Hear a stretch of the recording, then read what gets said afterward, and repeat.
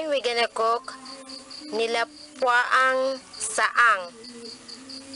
So, yung ingredient natin, so here, yung shell na to, so dito sa Cebuano, tinatawag namin itong saang.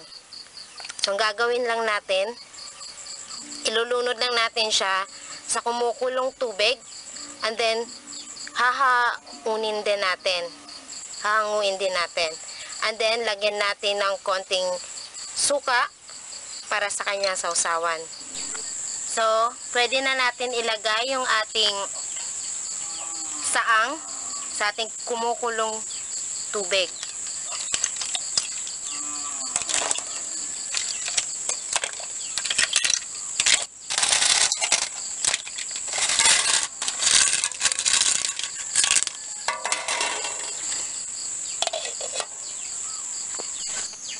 Pwede na nating hanguin yung ating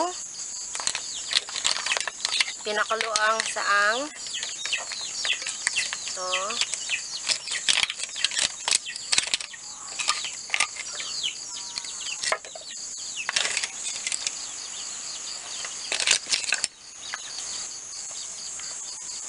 ito na ang ating nilapwaang saang.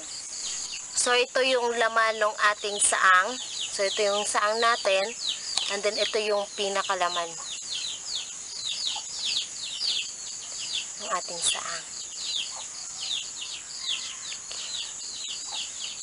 So, here we go. Luto ng ating nilapwaang saang. Enjoy, guys!